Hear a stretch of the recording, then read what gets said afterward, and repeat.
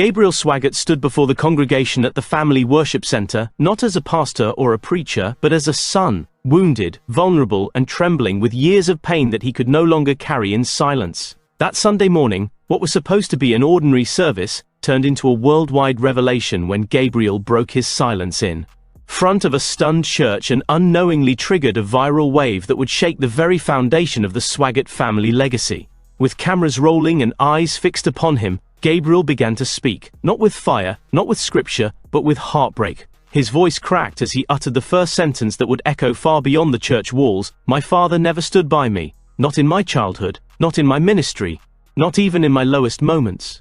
The room froze. You could feel the air shift, as if the sanctuary itself had been stripped of oxygen. Frances Swaggart, his grandmother and the family's respected matriarch, sat motionless on the front pew, her expression unreadable, her hands clasped in a prayer position that seemed more like a plea than peace. Donnie Swaggart, standing just off stage, his face stern and pale, clenched his jaw as his son peeled back the curtain on decades of quiet suffering. "When I was a boy," Gabriel continued, "I wanted nothing more than to make him proud. I studied his sermons. I followed him into ministry. I gave my life to this calling, thinking one day he'd look at me and say, 'I'm proud of you, son.' But that day never came." The congregation was paralyzed by his words. Some wept silently, some looked away, unsure if they were even supposed to be hearing what felt like a sacred family confession. Others stared at Gabriel, as if seeing him, truly, for the first time. He spoke about how, over the years, he tried to start his own initiatives, to grow, to lead, to contribute something of his own to the ministry. But every effort, he said, was stopped by his father. "When I came to him in 2015 with a plan to launch a youth outreach program, he shut it down. No reason, just, 'It's not the right image.' That crushed me. I kept telling myself he had his reasons, but the truth? He never believed in me. Not once." His words cut deeper with every breath. "Every time I tried to step out, to grow beyond his shadow, I was pushed back in. I watched him embrace the world, support strangers, fund missions, lift up voices that weren't his own. But me, his own son? I never felt his hand on my shoulder, never heard him say, 'Go ahead, I've got your back.' Instead, I heard silence, always silence. A painful hush lingered in the sanctuary. The crowd sat frozen, blinking back tears, unsure if they were witnessing a breakdown or a breakthrough. Gabriel wiped his face with a trembling hand, steadied himself, and looked directly into the crowd. "I'm not saying this because I want pity. I'm saying this because I'm tired of hiding behind a name. I'm tired of pretending everything's perfect just to keep an image alive. My truth is simple. I wanted a father. And what I got was a stranger who shared my name, my blood, but never my life." As his voice echoed through the church, something shattered in the spirit of those watching, both in person and later through millions of screens. TikTok, YouTube, and Instagram were flooded with clips. Headlines screamed, "Gabriel Swaggart breaks down on stage, Swaggart family secrets revealed." Hashtags like hashtag Gabriel speaks, hashtag Swaggart scandal, and hashtag Donnie exposed trended within hours. Viewers flooded comment sections with prayers, outrage, and heartbreak. "This man just said what so many preachers' kids have always felt but never said," wrote one user. "I've never cried like this over a video," wrote another. Meanwhile, inside the family worship center, silence remained. Donnie Swaggart did not speak that day. As Gabriel stepped down from the pulpit, the elder Swaggart quietly exited the sanctuary through a side door, escorted by a staff member. No hug, no response, nothing. Frances remained seated, unmoving, her eyes fixed on the altar. Some say she was crying.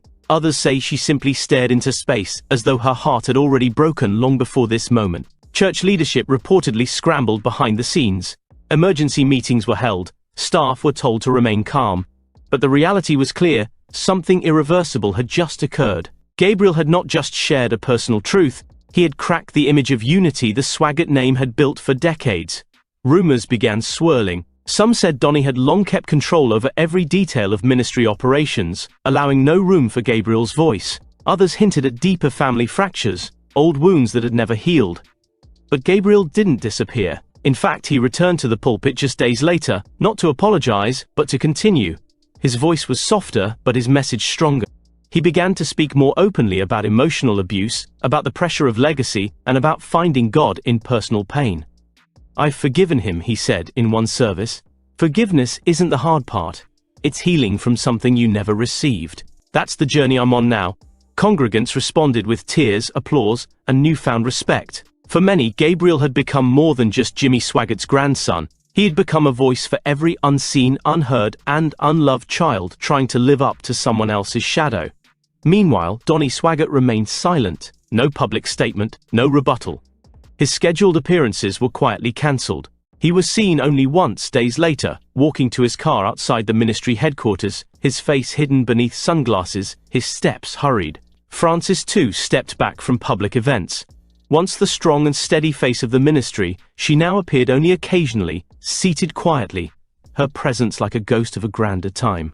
The world kept watching. Commentators debated. Bloggers speculated. But Gabriel, he kept speaking, kept showing up, kept walking through the fire he had lit with nothing but raw truth. Sometimes he said during a sermon weeks later, "The loudest sermon is the one you preach through tears." Those who once saw him as a shadow, now saw him as light. His pain had become his pulpit, his honesty his ministry. And while the Swaggart name may never be the same, Gabriel's name had found its own weight, carried not by legacy, but by courage. In the end, it wasn't about exposing his father. It was about exposing a wound that had festered in silence for too long, and in doing so, Gabriel gave voice to thousands, maybe even millions, because sometimes the most powerful act of faith is telling the truth, even when it hurt. Sometimes silence says more than sermons, and truth, it sets you free, even when it breaks you first. If this story moved you, don't forget to like, share, and subscribe for more untold truths and powerful moments. Thank you for watching. Stay strong, stay real.